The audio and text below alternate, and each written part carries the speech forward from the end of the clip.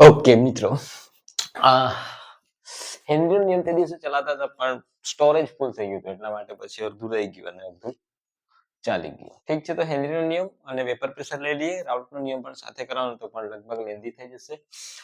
Next લેક્ચરમાં રાઉલ્ટનો નિયમ 1 અને રાઉલ્ટનો નિયમ 2 એકી સાથે લઈ લેશું. ઠીક છે, યા ફિર બે લેક્ચર બનાવી દેશું નાના નાના. ઓકે, તો હેનરીના નિયમથી જ લઈએ. ઓકે, તો હેનરીનો નિયમ શું કહે છે? તો કે હેનરીનો નિયમ એમ કહેતો હતો કે હેનરીનો નિયમ એટલે શું? પ્રવાહીમાં વાયુની દ્રાવ્યતા. કોની? પ્રવાહીમાં વાયુની દ્રાવ્યતા એટલે કે આપણે સોડા પીએ છીએ એની વાત કરીએ છીએ. કે આપણે પાણીમાં CO2 પાસ કરીએ છીએ એ જ વસ્તુ સમજીને ચાલો તમે. કે એમાં તમે સારી રીતે સમજી શકશો. કે આપણે સ્પ્રાઇટ લાવીએ છીએ, થમ્સઅપ લાવીએ છીએ, તો કે એમાં વાયુ જે છે એ કઈ રીતે પાસ કરેલો હોય છે? પ્રેશરથી પાસ કરેલો હોય છે. તો એ જ વસ્તુ છે. તો કે એ કેટલો પાસ થયેલો છે એના વિશે કહે છે. તો કે દ્રાવણમાં વાયુના મોલ અંશ. કોના? કે દ્રાવણમાં વાયુના મોલ અંશ એ દ્રાવણની સપાટી પર લગાડેલા વાયુના આંશિક દબાણના સમપ્રમાણમાં હોય છે. તો કઈ રીતે લખીશું?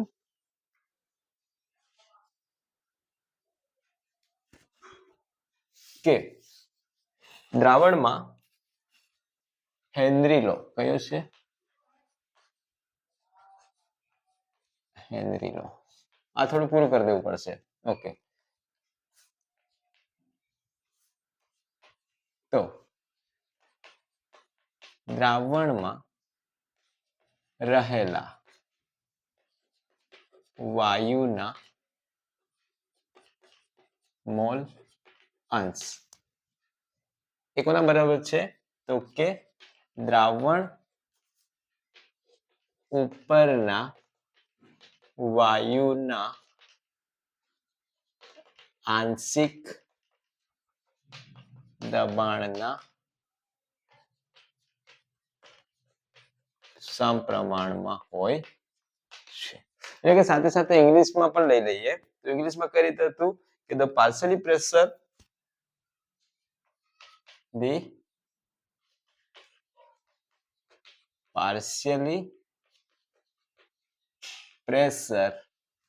applied by any gas on liquid surface. Applied by any gas on liquid surface. Liquid surface is directly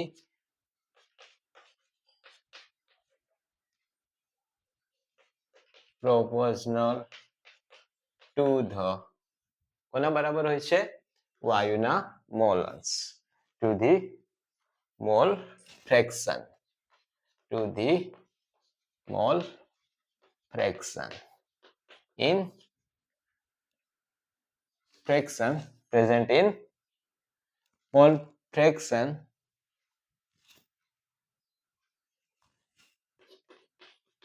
present liquid in solution या फिर solvent. સોલ્યુશન લઈ લઈએ, સોલ્વન્ટ લઈ લો, કોઈ ફેર પડવાનો નથી.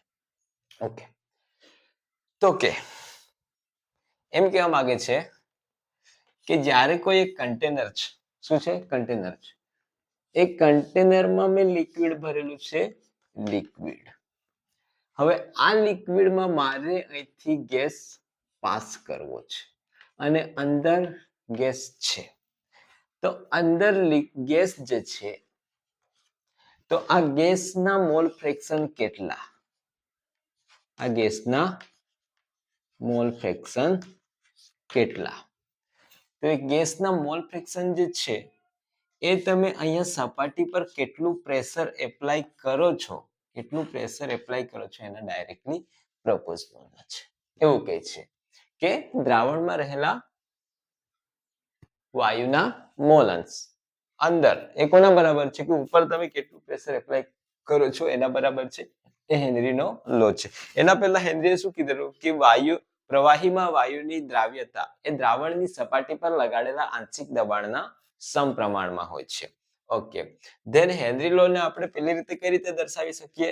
તો કે હેનરી લો ને આપણે P ચલે છે x કહી શકીએ તો કે કઈ રીતે p ચલે છે x તો કે પ્રેઝન્ટ ઇન સોલ્યુશન તો કે શું કોણ તો કે ડાયરેક્ટલી પ્રોપોર્શનલ શું છે તો કે ડાયરેક્ટલી પ્રોપોર્શનલ મોલ ફ્રેક્શન પણ શું તો કે પાર્શિયલી પ્રેશર તો કે આંશિક દબાણ વાયુના મોલ અંશ એ કોના સમપ્રમાણમાં છે દ્રાવણમાં એ આંશિક દબાણના સમપ્રમાણમાં છે આ વસ્તુ કઈ છે તો જો હું અહીંથી હટાવું અહીંયા મારે તમને એક વસ્તુ બતાવી છે એટલા માટે તો કે અહીંયા તમે જોશો તો કે ચલન કાઢીશ તો p kh(x) અને આ હેનરી નો નિયમ છે ઠીક છે તો કે આ હેનરી નો નિયમ છે અહીં તમે જોશો તો p જે છે એ શું છે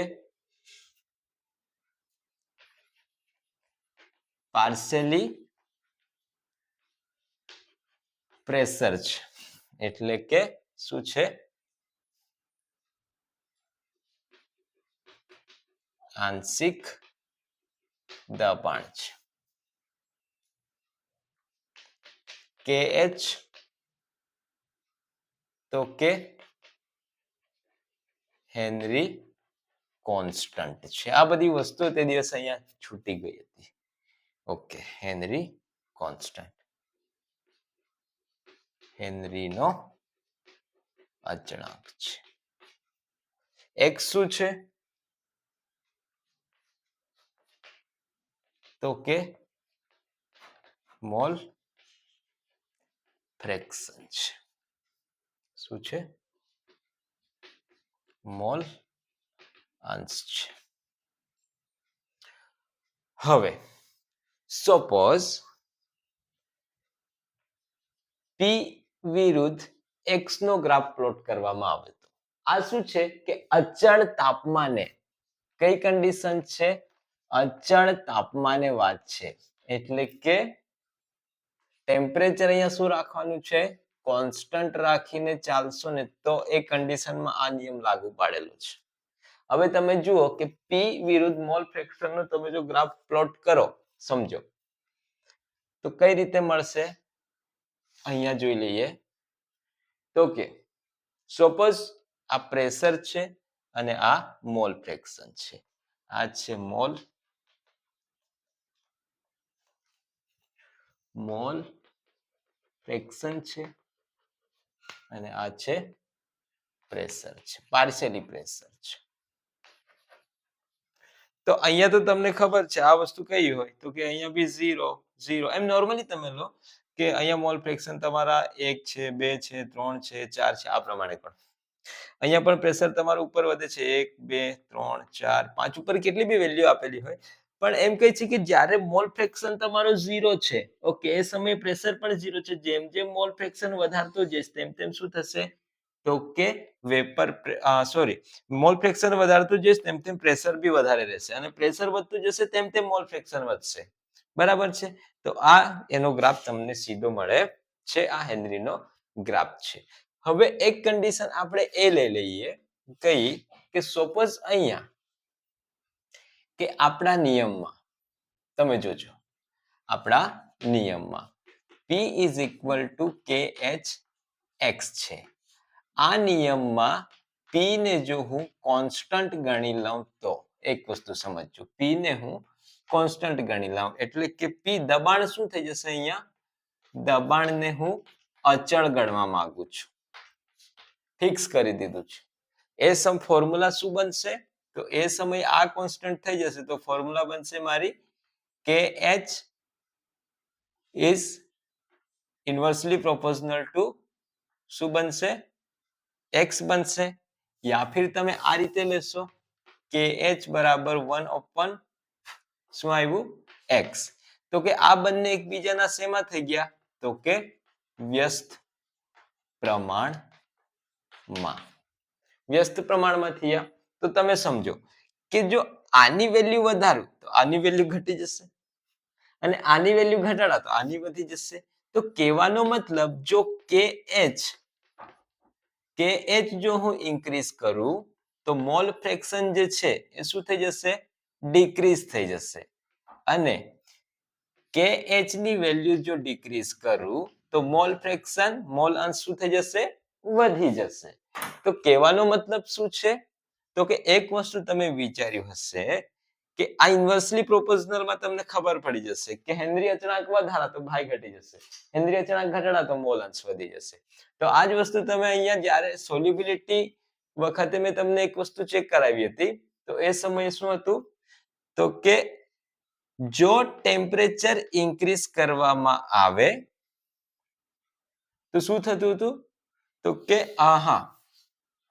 જો વાયુ અવસ્થામાં ટેમ્પરેચર ઇન્ક્રીઝ કરાવવામાં આવે છે પ્રવાહીની વાયુમાં દ્રાવ્યતામાં, તો એ સમયે શું થતી હતી તો કે દ્રાવ્યતા તમારી એટલે કે સોલ્યુબિલિટી જે છે એ શું થાય છે તો કે ડિક્રીઝ થઈ જાય છે. તો ડિક્રીઝ થઈ જાય સોલ્યુબિલિટી કોના સમપ્રમાણમાં છે તો કે મોલ ફ્રેક્શન બરાબર હોવા જોઈએ કે જેટલા મોલ ફ્રેક્શન એટલી સોલ્યુબિલિટી, જેટલી સોલ્યુબિલિટી એટલા મોલ ફ્રેક્શન. કેમ કે હેનરીનો પહેલો નિયમ શું છે, સ્ટાર્ટિંગનું સેન્ટેન્સ શું હતું કે વાયુની પ્રવાહીની વાયુમાં દ્રાવ્યતા એ દ્રાવણની સપાટી પર લાગેલા આંશિક દબાણના સમપ્રમાણમાં છે, એટલે કે જેટલું વધારે પ્રેશર એટલી વધારે દ્રાવ્યતા. પછી શું કીધું કે એની દ્રાવ્યતા જે છે તો કે એના મોલ ફ્રેક્શન કોના બરાબર કે પ્રેશર બરાબર. તો સોલ્યુબિલિટી અને મોલ ફ્રેક્શન સેમ થયા, તો અહીંયા જો એનો મતલબ એમ થયો કે મારો મોલ ફ્રેક્શન પણ શું થશે ડિક્રીઝ થશે. હવે આ કન્ડિશન જુઓ, આ વધે છે આ ઘટે છે, આ વધે છે આ ઘટે છે. તો કહેવાનો મતલબ શું થયું, કહેવાનો મતલબ એમ થયું કે henry constant is directly proportional two temperature. આ વસ્તુ સાબિત થશે. ઓકે, આ વસ્તુ સાબિત થશે. હેનરી કોન્સ્ટન્ટ જે તમારો એ ટેમ્પરેચરના ડાયરેક્ટલી પ્રોપોર્શનલ થશે. તો અહીંયા તમે ચેક કરશો તો જો ટેમ્પરેચર તમે ઇન્ક્રીઝ કરી દેશો, ક્યારે કે તમે પી અચળ રાખશો, આમાં કઈ લેવાનું છે આની વ્યસ્ત પ્રમાણમાં કરી દો, એક વધે એક ઘટે, એક ઘટે એક વધે. તો આગળ તમે ચેક કર્યું તો ટેમ્પરેચર વધારીએ તો એ સોલ્યુબિલિટી શું થઈ જાય છે ડિક્રીઝ થઈ જાય છે, એટલે મોલ ફ્રેક્શન ઘટી જાય છે. તો તાપમાન અને આ બંને ભયો થઈ ગયા. ઠીક છે, તો કહેવાનો મતલબ કે હેનરી કોન્સ્ટન્ટ અને ટેમ્પરેચર ડાયરેક્ટલી પ્રોપોર્શનલ થઈ ગયા.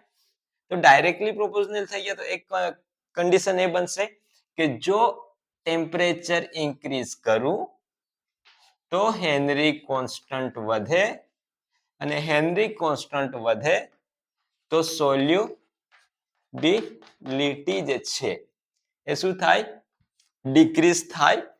ડિક્રીઝ થાય તો તમારે મોલ ફ્રેક્શન સોલ્યુબિલિટી ડિક્રીઝ થાય, મોલ ફ્રેક્શન પણ ડિક્રીઝ થાય. એક માર્કનો સવાલ છે.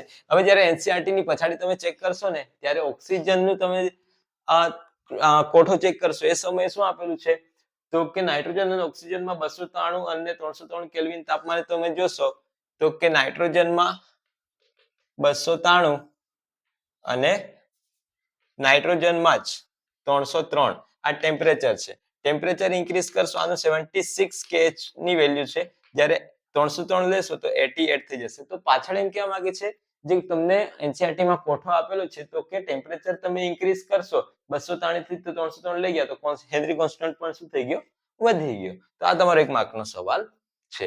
તો આ પ્રમાણે છે, બીજી વસ્તુ કઈ છે નથી. તો હેનરી કોન્સ્ટન્ટ આ પ્રમાણે છે. એમની એપ્લિકેશનમાં એક વસ્તુ તમારે યાદ રાખવા જેવી છે હેનરી કોન્સ્ટન્ટમાં.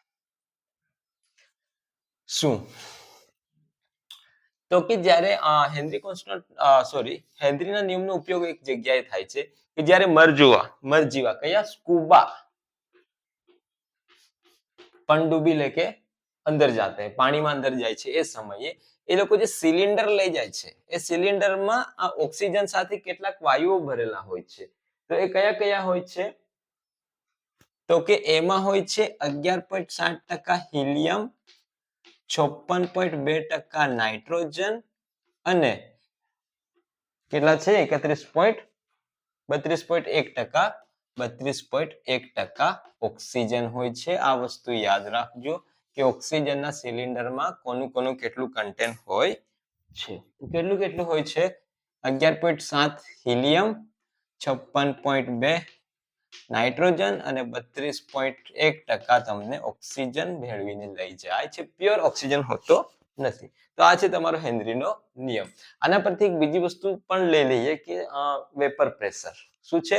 Vapour pressure. એક નવો ટોપિક આવશે હવે, વેપર પ્રેશર. બાષ્પ દબાણ. ઓકે, તો આ હેનરીનો આખો નિયમ આ પ્રમાણે છે. આને ઇરેઝ કરીએ. લખાણ પૂછે, એક્ઝામ પૂછે તો આ લખવાનું. ઇંગ્લિશ મીડિયમ વાળા આ લખે, ગુજરાતી વાળા આ લખે. આ નિયમ અહીંયા સાબિતી આપી દેવાની. બરાબર છે. તમારે અહીંથી સાબિતી આપવાની, અહીંથી આ વસ્તુ ગ્રાફ પ્લોટ કરવાનો, અને એપ્લિકેશન પૂછે તો આ વાળું તમારે લખવું પડે. ઠીક છે? અને આ સિસ્ટમ તમારે લખી, આ એક માર્ક્સ માટે છે. Okay,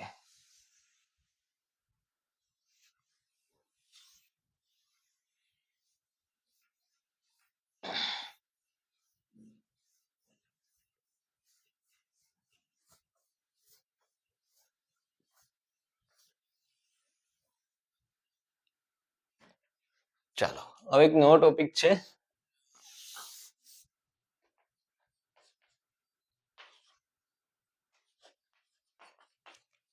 vapour pressure. આની કોઈ ડેફિનેશન નથી આપી, એટલે કે બાષ્પ દબાણ. કયું છે? બાષ્પ દબાણ. પણ આના પરથી ઇમ્પોર્ટન્ટ સવાલ આવશે. હવે બાષ્પ દબાણ શું છે? પહેલા ફર્સ્ટ ઓફ ઓલ તો આપણને વસ્તુ ખબર હોવી જોઈએ કે વેપર પ્રેશર શું છે. તો સાદી ભાષામાં હું તમને સમજાવું કે વેપર પ્રેશર એટલે કે શું છે. સપોઝ આપણી પાસે એક કન્ટેનર છે. એ કન્ટેનરમાં મેં લિક્વિડ લીધું છે. શું લીધું છે?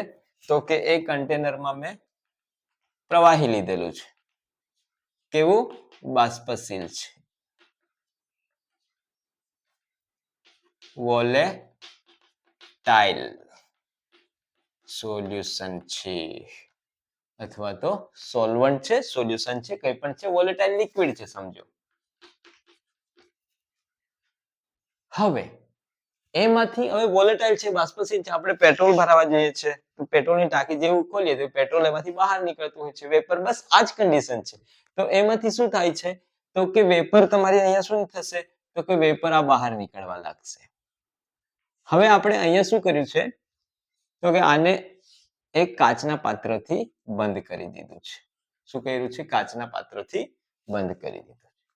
હવે વેપર ઉપર જશે. અહીંયા હીટ કરું છું થોડુંક. ચાલો કે થોડા હીટ કરી દેતે હૈ. થોડુંક હીટ કરીશ. હવે આ સપાટી સાથે અથડાશે અને ફરી પોતાની સપાટી સાથે શું થશે? અથડાશે. તો પોતાના જે છે એનામાંથી વેપર બને છે, બાષ્પ ઉપર જાય છે, ત્યાંથી ફરી પોતાની સપાટી પર અથડાય છે. એને મારે કહેવાનું છે વેપર પ્રેશર, એટલે કે બાષ્પ દબાણ. સમજ્યા? આપણે ઘરે ભાત મૂક્યા હોય, રાઈસ મૂક્યા હોય, ઓકે, કુકરમાં, તો વસ્તુ શું થાય છે કે તમે એક પ્રકારનું આ જ થાય છે, વેપર પ્રેશર ત્યાં જનરેટ થાય છે, એટલે સીટી વાગી જાય છે ગેસની, કુકરની. ઠીક છે? તો કઈ રીતે? તો કે કુકરમાં તમે મૂકી દીધું છે, તમે રાઈસ મૂક્યા છે, પાણી મૂક્યું છે, તમે હીટ કરો છો, ગરમ થાય છે, બાષ્પો બહાર નીકળે છે, ને નીકળવા દેતા નથી, એટલે પેલી સપાટી સાથે શું અથડાય છે અને ફરી નીચે પ્રેશર કરે છે. પ્રેશર એટલું બધું વધી જાય છે કે સીટી વાગી જાય છે. બરાબર? તો એ જ વસ્તુ છે. તો કહેવાનો મતલબ વોલેટાઇલ સોલ્વન્ટ, વોલેટાઇલ લિક્વિડમાંથી અહીંથી શું જાય છે? તો કે વેપર જાય છે. વેપર ઉપર લાગે છે ને એ જ પાછી પોતાની સપાટી સાથે, પોતાની સરફેસ પર શું થાય છે? અથડાય છે, પ્રેશર કરે છે, અને આપણે શું કહેવાનું છે? Vapour pressure. તો આ વેપર પ્રેશર પર કોણ કોણ અસર કરી શકે છે? તો કે ફેક્ટર એફેક્ટિંગ ઓફ વેપર પ્રેશર. તો કે અસર કરતા પરિબળો, બાષ્પ દબાણ પર અસર કરતા પરિબળો, बाष्प दबाण पर पूरा आगे जाते हैं, यहाँ સુધી આવી જશે, यहाँ नीचे लख दे, बाष्प दबाण पर असर करता परिबळो. ओके, देन પહેલું લઈએ આપણે ટેમ્પરેચર.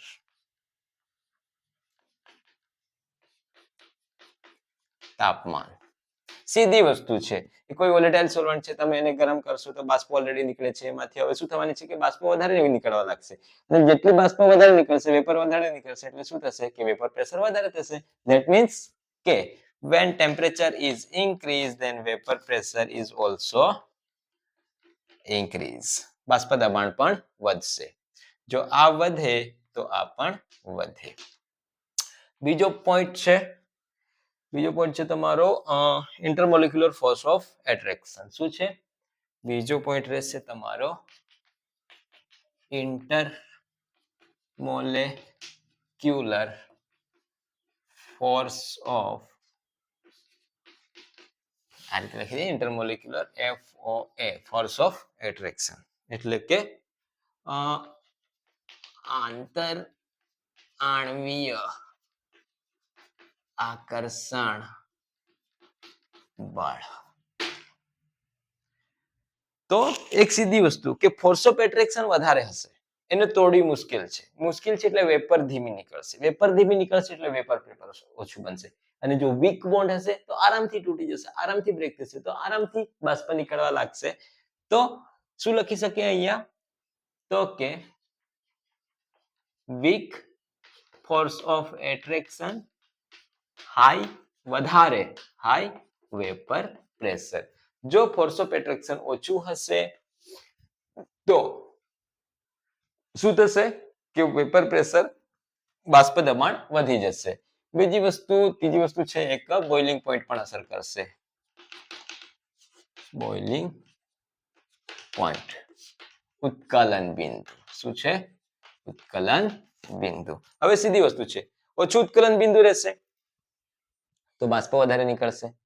હવે સપોઝ એક વસ્તુ સમજો, અને વધારે ઉત્કલન બિંદુ રહેશે તો બાષ્પ ઓછી નીકળશે. તો ધેટ મીન્સ કે ઓછું ઉત્કલન બિંદુ હશે તો વેપર પ્રેશર વધારે હશે. જેમ કે કોઈ 100 ડિગ્રી ઉકળે છે અને કોઈ 90 ડિગ્રી ઉકળે છે, તો પેલો 90 ડિગ્રી પર આવશે એટલે પેલું ઉકળવા લાગશે, બાષ્પ બનવા લાગશે. પણ 100 ડિગ્રી વાળાનું હજુ બનશે નહીં. એટલે પેલો 100 ડિગ્રી પહોંચશે, બંને 100 ડિગ્રી પહોંચશે તો આના કરતા આની વેપર વધી જશે.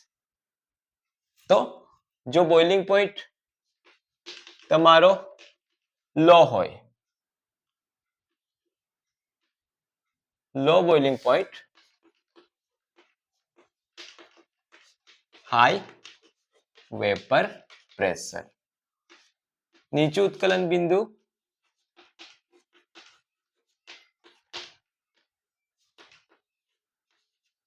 બાષ્પ દબાણ વધારે.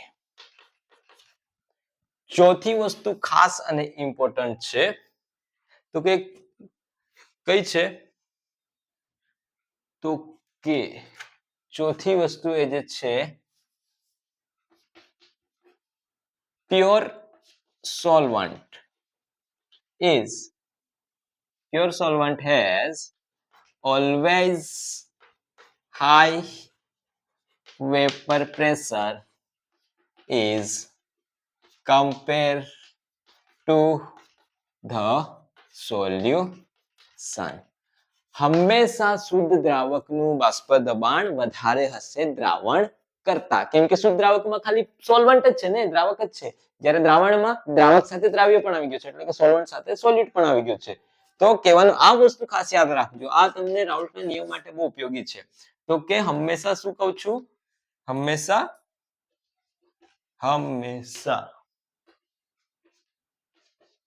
શુદ્ધ દ્રાવકનું બાષ્પ દબાણ વધારે હોય છે. કોના કરતા? દ્રાવણ કરતા.